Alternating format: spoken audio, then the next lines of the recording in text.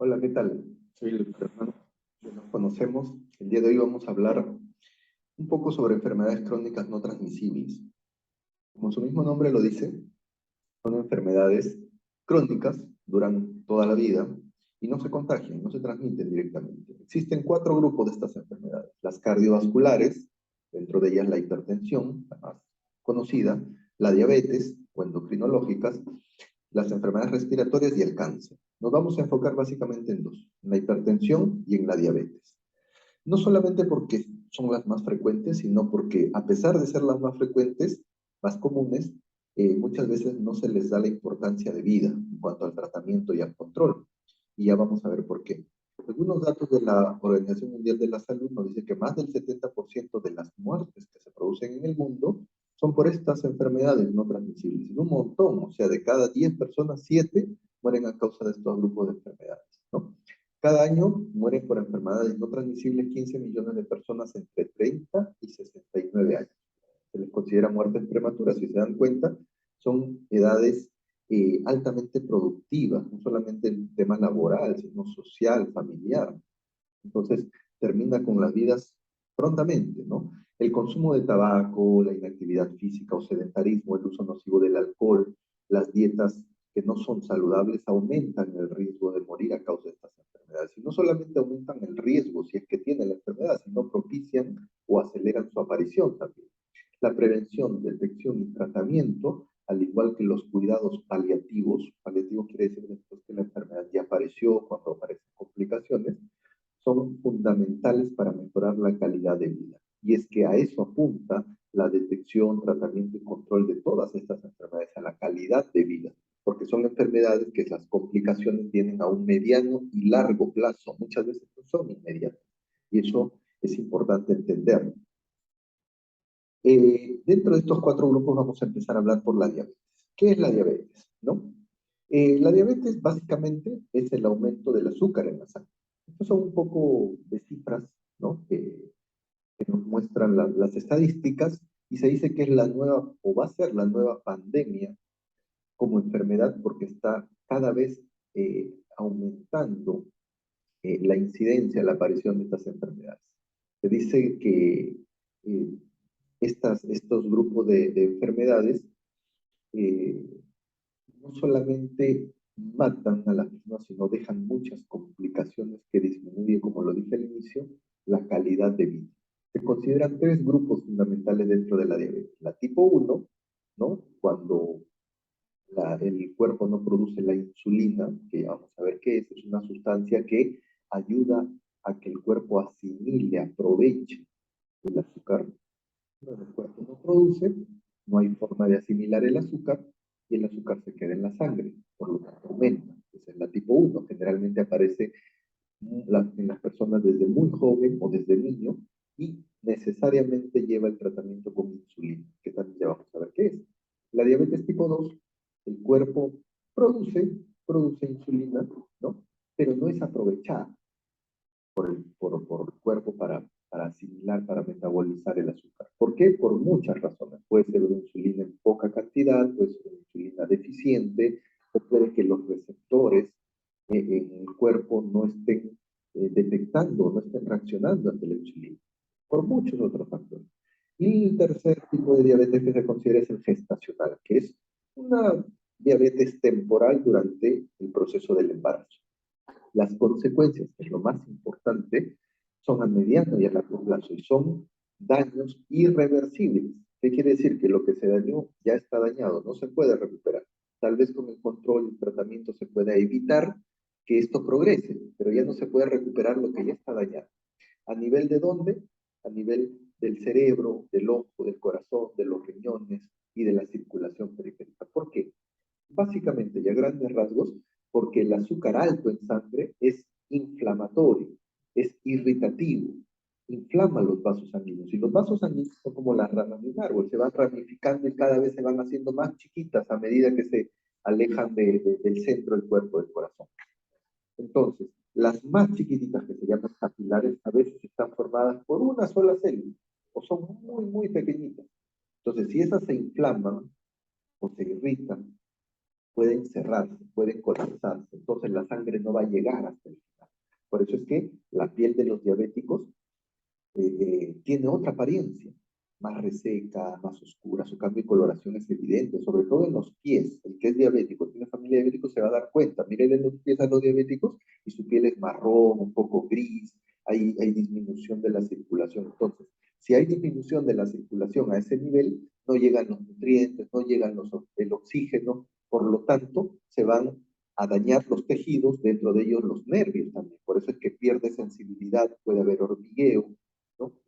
La persona no siente cuando tiene una heridita y por eso se le complica, y cuando hay una herida, como no llega bien los nutrientes, no llega bien el oxígeno, por lo tanto no llega bien la medicación, pues a veces no se recupera y aparece el famoso pie diabético y terminan a veces amputándole un dedo o la pierna, ¿no? Entonces, eso mismo, esa misma complicación de los pequeños vasos sanguíneos se produce a nivel cerebral, se produce a nivel del ojo, por eso aparecen cegueras, por eso aparecen cuadros a largo plazo de deterioro cognitivo, se produce en el corazón también, se produce en el hígado, se produce en el páncreas, se produce en los riñones, por eso terminan haciendo insuficiencia renal, dializándose los diabéticos y todas estas complicaciones, ¿no? Entonces, es importante saber cómo puedo evitar esto, ¿no? Acabo de hablar del páncreas, es un órgano importante. ¿Por qué? Porque ahí se va a producir la insulina, ¿no? Que es, como le decía, la sustancia que permite al cuerpo asimilar, absorber el azúcar de la sangre. ¿Y qué cosa es? Bueno, aquí está, puede tener muchas enfermedades, ¿no? El páncreas es un órgano, puede tener una inflamación, pancreatitis, que es un cuadro grave, puede haber cáncer de páncreas, puede haber una fibrosis del páncreas, o en el caso de la diabetes, pues la producción en esas células que producen la insulina pues está alterada por alguna razón, ¿no? Entonces, pero es un órgano fundamental en la diabetes, en el cuadro de diabetes. ¿Y qué es la insulina? La insulina es una hormona que se fabrica en el páncreas, como les acabo de decir, y sirve para facilitar el paso, la absorción, el aprovechamiento del azúcar que está en la sangre hacia los tejidos, hacia los órganos, principalmente los músculos, pero a todos los órganos, porque no se puede aprovechar sin la insulina. Por eso es que si no hay una cantidad adecuada o no hay insulina, o hay insulina, pero los receptores, que es donde la insulina llega, están alterados, pues no funciona. Y si no funciona, el cuerpo no absorbe, no metaboliza, no aprovecha ese azúcar. Entonces ahí van a venir todos los síntomas que vamos a ver a continuación, como que, por ejemplo, cansancio, fatiga, baja de peso, debilidad. ¿Por qué? Porque en el caso de los músculos, por ejemplo, todo el organismo que necesitamos para movernos, para estar activos, no absorben azúcar, entonces no, es como que si no se alimentara. Entonces van a sentir debilidad, cansancio, hambre, y el azúcar en sangre también por un tema de presiones entre la parte intravascular y extravascular, o sea, las células, genera que el agua salga hacia la circulación y las células se deshidratan porque hay un alto contenido de azúcar en la sangre. Y eso va a producir, una, que la persona diabética tenga mucha sed, y dos, que como hay más sangre en la circulación, orina. Entonces, todas estas son complicaciones o síntomas, mejor dicho, de la diabetes, ¿no? Es una enfermedad, ¿qué cosa es la diabetes? Es una enfermedad en que los niveles de azúcar están muy altos, ¿no?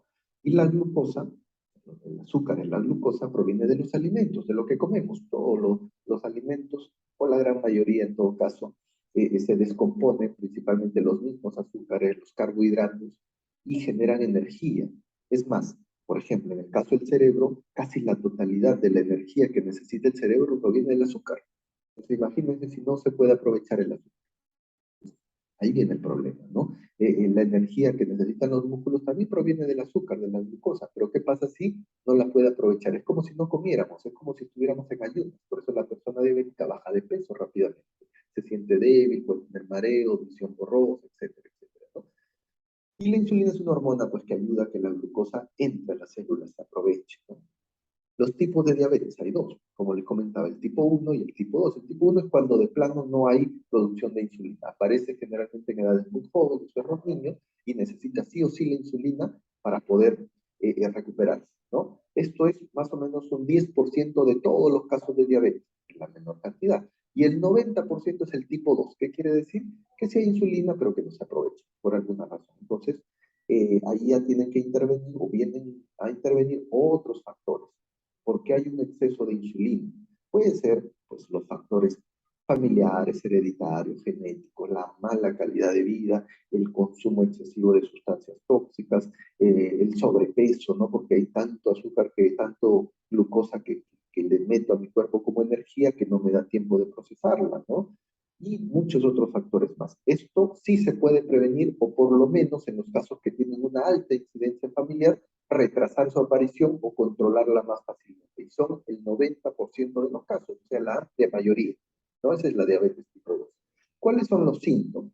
Como le dije hace un momento, estar sediento, sentirse hambriento, sentirse cansado o fatigado, tener visión borrosa, perder la sensibilidad o hormigueo en los pies, perder peso sin querer perder peso, incluso comiendo, orinar con mayor frecuencia, respirar profundo y rápidamente como si estuviera cansado, la boca y la piel seca, la cara enrojecida, el aliento con olor a fruta. Esto se produce porque como el organismo no puede utilizar el azúcar como energía, recurre a otros tipos de metabolismo para obtener energía, ¿no? Y este tipo de metabolismo alternativo genera esta producción de este tipo de aliento con olor a fruta, que cuando llega a ser una complicación en los diabéticos se le conoce como cetoacidosis diabética. Es un cambio interno muy complicado que lo puede llevar al coma y lo puede matar al diabético, ¿no? Entonces, esto también nos hace indicar que no hay un control, a veces no hay ni siquiera un diagnóstico. Puede tener náuseas, vómitos, incapacidad para retener los líquidos, empieza a orinar mucho, dolor de estómago, puede tener dolor de cabeza, hambre, porque a pesar que coma, como no se absorbe, no se aprovecha el azúcar, el organismo es como si no estuviera comiendo. Puede tener nerviosismo, aumento en la frecuencia cardíaca, temblores, sudoración, debilidad. No, todos estos síntomas que hemos visto, como le digo, se relacionan mucho con la falta de aprovechamiento del azúcar, el cansancio, la fatiga, la debilidad, el aliento a frutas, ¿no? También con el daño que produce esto a nivel de la microcirculación, el hormigueo, la falta de sensibilidad en las manos o en los pies, ¿no? Con el cambio de coloración y textura de la piel, etc. Todo eso tiene que ver con las complicaciones que va dando la diabetes, ¿no? ¿Cómo se diagnostica? De dos maneras. Con un examen que se llama glucosa en ayunas, ¿no? Hay que tener por lo menos entre 8 a 10 horas de ayunas de ayuno antes de tomarse la prueba, y si la cifra sale por encima de 126 miligramos por decilitro, es diagnóstico de diabetes. Lo normal, lo deseable es por debajo de 100. Si yo tuviera entre 100 y 125, estaría en un proceso o en una etapa de prediabetes. Tendría que revisar qué factores de riesgo me están llevando a digamos, al borde, al límite, ¿no? ¿Qué es lo que está haciendo que mi cuerpo ya empiece a perder la capacidad de controlar ese azúcar, ¿no? Y la otra prueba es la hemoglobina glicosilada. Esta es una proteína que contiene el eritrocito, el glóbulo rojo, en su superficie, y que es como un radar, ¿no? Que va como que captando los niveles de azúcar durante todo su tiempo de vida. El eritrocito vive entre 90 y 120 días, o sea, como promedio 3 4 meses, y nos permite saber durante todo ese tiempo cómo han estado los niveles de azúcar en la sangre, ¿no? Entonces, es como un promedio de los 3 últimos meses. Y ahí hay niveles. Lo normal es por debajo de 5.7, lo ideal, lo deseable. Entre 5.7 y 6.4 estamos en un proceso de prediabetes, como les explicaba arriba en la glucosa en ayunas, y por encima de 6.5 es un diagnóstico de diabetes. Ahí no hay vuelta a quedar. Entonces, esto también es un control muy importante para los que ya son diabéticos y nos permite saber si realmente he estado controlándome, porque los niveles cuando me sacan a mí en ayunas y me hacen la glucosa en ayunas es como decir una foto del momento, pero la hemoglobina glicosilada es un promedio ya de los 3 últimos meses. Ambas se usan para diagnóstico y para control también. ¿Sí? Por lo general, la diabetes tipo 2 se desarrolla lentamente. Esto no avisa, y esto es importante saberlo porque tanto en la diabetes como en la hipertensión no es bueno guiarse de los síntomas, decir, no, yo no siento nada, o yo tomo mi medicina cuando me duele la cabeza, cuando me siento mareado. No, no, eso no sirve, porque puede que no sientas nada, igual estás con el azúcar alto, con la presión alta, y eso te va dañando internamente, ¿no? Hay personas que sí sienten, hay otros que no sienten. Eso no sirve para hacer un control. La idea en la diabetes, por lo menos, para hacer un control es tomarse el azúcar periódicamente y tomar los medicamentos. Nada más. Los síntomas, que uno sienta algo, Bueno, puede ser un síntoma de complicación ya, pero no me indica que yo esté descontrolado. Yo puedo estar descontrolado y no sentir nada, ¿ok? La mayoría de las personas con esta enfermedad tienen sobrepeso, la mayoría, pero se puede dar en personas delgadas también. Si yo tuviera sobrepeso, eso me indica que hay un factor de riesgo que está empeorando la situación, ¿no? Y si yo no lo tuviera, tengo que buscar otros factores, pero la gran mayoría tiene sobrepeso, ¿no? El aumento de la grasa también dificulta al cuerpo para usar la insulina por el mismo tejido adiposo. Tiene más dificultad para usar la insulina. Entonces, si fuera ese factor de riesgo agravante, controlo ese factor de riesgo y mi cuerpo utiliza con mayor facilidad la insulina y vuelvo a mis cifras normales. ¿Okay? Entonces es importante el control de peso, ¿no? Los antecedentes familiares como factor de riesgo también juegan un papel importante, aumentan la probabilidad de que la persona pueda desarrollar diabetes. Familiares, los padres, los hermanos, los tíos, hasta los abuelos, ¿no? Si yo sé que tengo familiares, entonces, una, tengo que hacerme controles periódicos para saber, porque hay más probabilidad o mayor probabilidad de que yo desarrolle, y cuidarme, por supuesto, mucho más, ¿no? El bajo nivel de actividad, el sedentarismo es un factor de riesgo importante, una dieta deficiente o mala o insana, también es un factor predisponente, ¿no? Y bueno, el peso corporal excesivo, el sobrepeso, que lo acabamos de hablar, ¿no? ¿Cuándo corro riesgo? Cuando tengo cerca alguno de estos factores, ¿no? Historia familiar de diabetes, una dieta no saludable, sedentarismo, sobrepeso. Yo estoy con mayor riesgo si tengo alguno de estos, ¿no? ¿Cuáles son los síntomas? Ya lo hemos visto, principalmente cansancio, debilidad, aumento de frecuencia para orinar, aumento de la sed, pérdida de peso, fatiga, cansancio, etcétera, etcétera, lo que hemos mencionado ahora, ¿no? ¿Cómo reduzco el riesgo en la diabetes tipo 2? En la 1, ya te digo, no hay nada que hacer. Ahí hay que controlar y tratar. En la 2, yo puedo de alguna manera controlar o retrasar la aparición o evitar que aparezca en realidad. ¿Cómo? Controlando todos los factores de riesgo que hemos hablado. Actividad física, una dieta saludable, evitar el consumo excesivo de sustancias tóxicas, incluidos medicamentos, el alcohol, el tabaco, ¿no? Actividades al aire libre, control de peso, mis controles periódicos en el médico, mis análisis, todos los factores de riesgo que hemos mencionado anteriormente, yo tengo que ponerle el ojo encima. Entonces, para eso yo tengo que reducir el riesgo. Si estoy muy sedentario, tengo que hacer actividad física. Si estoy comiendo mal, mejor mi dieta. Y así, cada factor de riesgo tengo que individualizarlo y saber en cuál tengo que mejorar.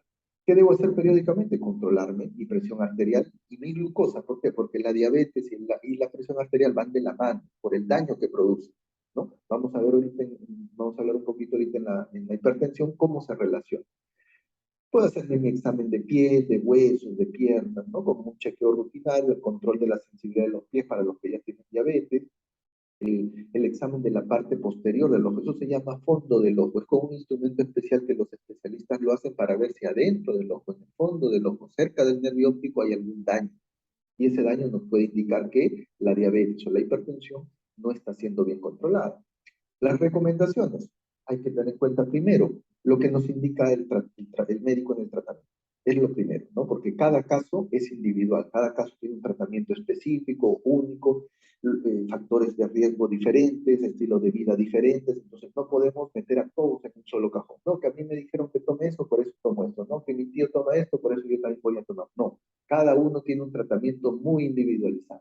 Hay que cumplir con el tratamiento de acuerdo a lo que nos indican, no hay que modificar las dosis, nada, hay que conocer la enfermedad. Esto es bien importante. ¿Por qué? Porque si yo conozco la enfermedad, sé cuándo me descompenso, sé qué voy a hacer cuando me descompense, etcétera, etcétera, ¿no? Hay que evitar estilos de vida que no sean saludables, hay que guardar adecuadamente nuestros medicamentos y consultar al médico cada vez que me controle, me toque mi control y que tenga una duda. Tengo que tenerlo claro yo. No puede ser que tanto en la diabetes como en la hipertensión hay personas que tienen tratamiento de años, y no hablo de 1, 2, de 5, de 10, de 15 años, y no se saben el nombre del medicamento, no se saben las dosis del medicamento, no saben qué van a hacer cuando tienen una emergencia, cuando sube el azúcar, no saben, y están a expensas de que la esposa, el hijo, el hermano, el papá le den. No, la primera acción que debo hacer es ser responsable con mi propia salud, y para eso tengo que conocerla,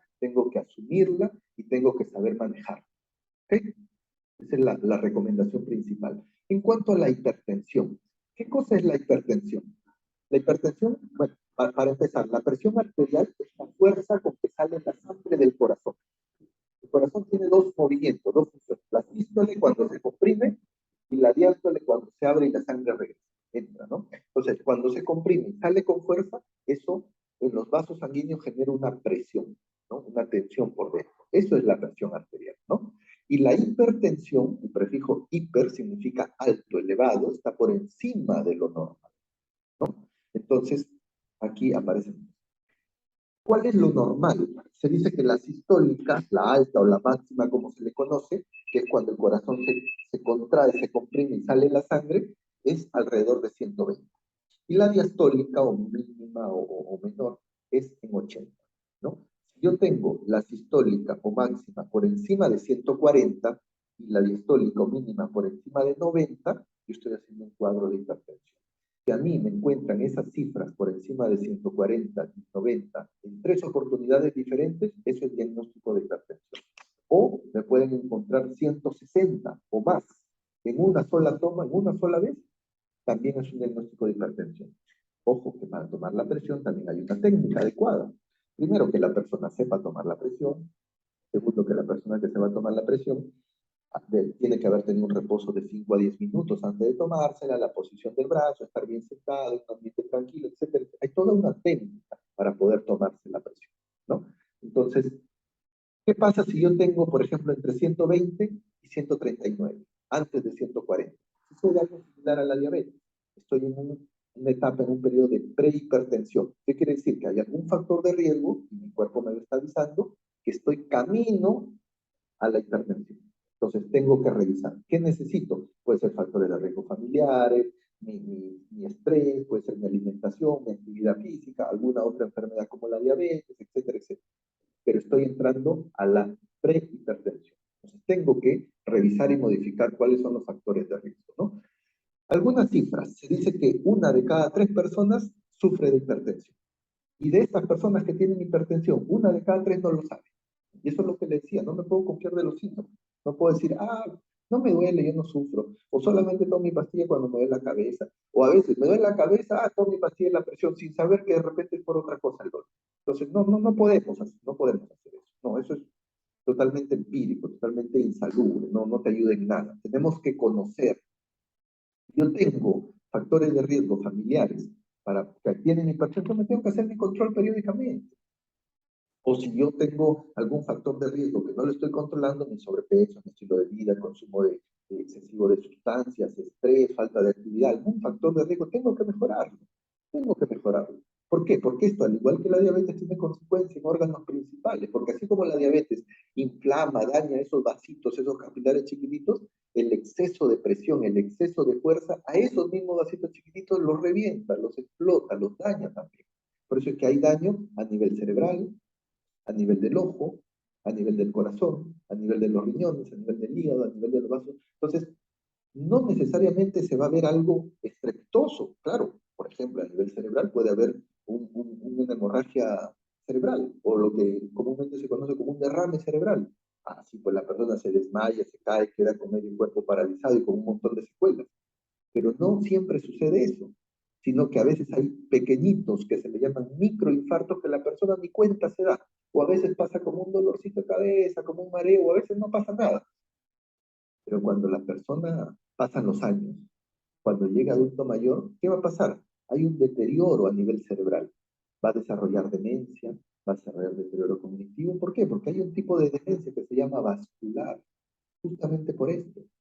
Entonces, ¿qué pasa? Le hacen su tomografía al abuelito y salen un montón de puntitos blancos. Son microinfartos. ¿Por qué? Porque durante toda su vida, como no se controló, se rompió un vasito chiquitito. No le afectaba mucho, pero esa zona se murió. Otro vasito, esta zona ya se murió. Y al final son tantas zonas que cuando ya hay avanza la edad y que todos vamos a llegar con cierto deterioro, pues en esos casos se hace mucho más evidente y termina siendo un cuadro de demencia. Algo similar sucede en el corazón, algo similar sucede en el ojo, algo similar sucede en los riñones, etcétera, etcétera. Entonces, hay daño a mediano y a largo plazo. No ahorita, no porque te duele la cabeza, no porque sientes mareo, no. A mediano y largo plazo. Por eso le decía, esto apunta a mejorar la calidad de vida. Porque no necesariamente te vas a morir con un infarto. Te puede dar una parálisis, te puede dar una hemorragia cerebral, un famoso derrame. puedes quedarte con secuelas. Y no solamente empeora la calidad de vida para el que lo sufre, sino para la familia. ¿Por qué? Porque les altera digamos, el funcionamiento familiar. Hay que cuidarlo, hay que gastar más, que no se complique, le puede dar otra vez otra complicación. Es complicada, la calidad de vida no es buena. Por eso es importante el control. ¿Ok? Ahora, existe el síndrome de hipertensión arterial inicial donde se juntan muchos factores. Triglicéridos altos, colesterol, hipertensión arterial, hay un problema a nivel del músculo cardíaco, hay obesidad, hay problemas de tolerancia a la glucosa, resistencia a la insulina y encima hacen diabetes. Imagínense, una bomba de tiempo. Una bomba de tiempo y todos los pacientes potencialmente pueden desarrollar esto si no se cuidan. Entonces, las complicaciones son serias, ¿no? Esto las cifras de depresión que ya se las había explicado hace un ratito. Aquí sí me parece importante que cuando estamos en la etapa de prehipertensión, no incluye un tratamiento con medicamentos, sino incluye una modificación de los estilos de vida.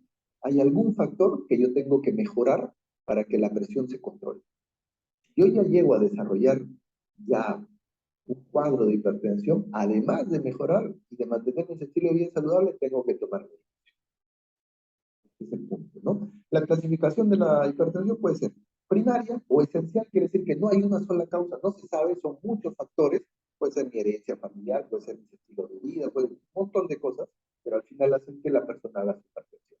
El 95% de los casos, casi todos.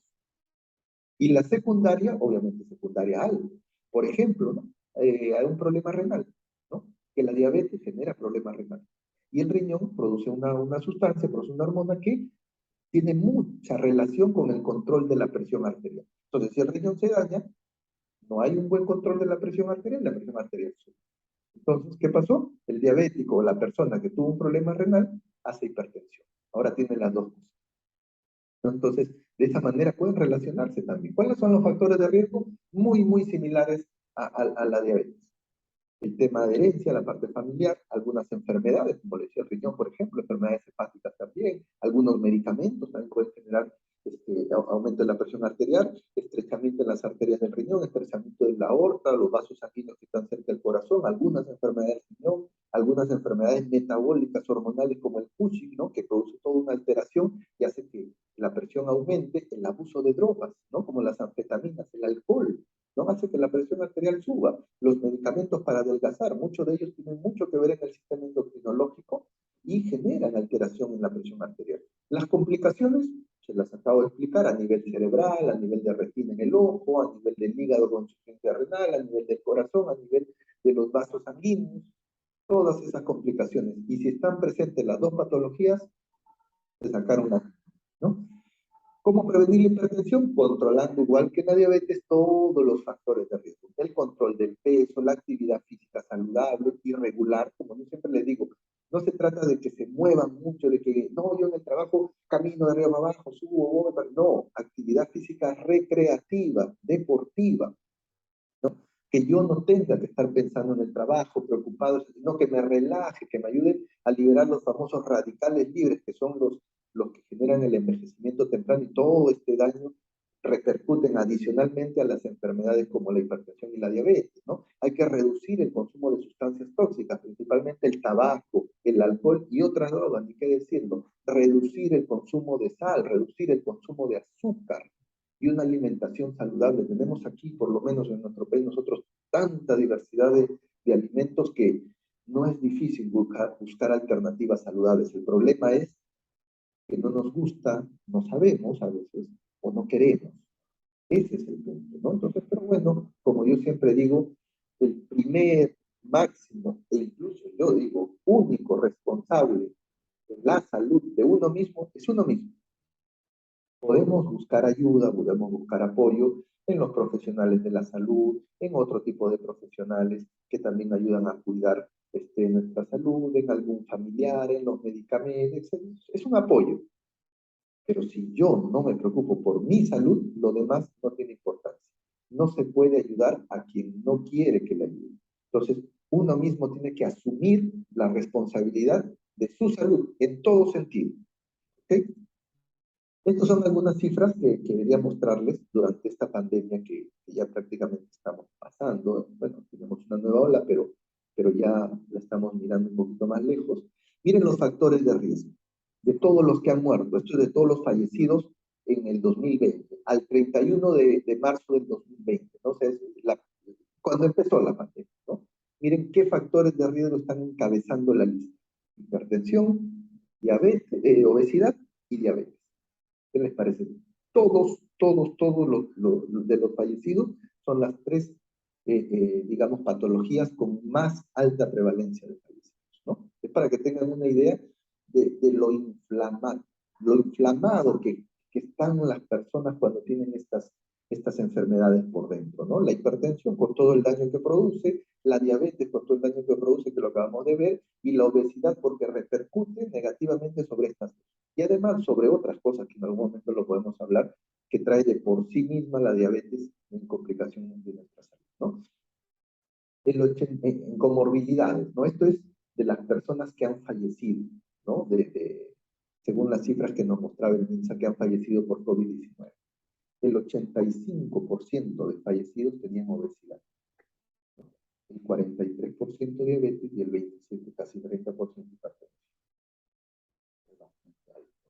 Y nos muestra que no solamente porque la pandemia vaya a volver, no vaya a volver, sino porque nos genera un estado de salud deficiente que ante cualquier situación inesperada puede morir la persona.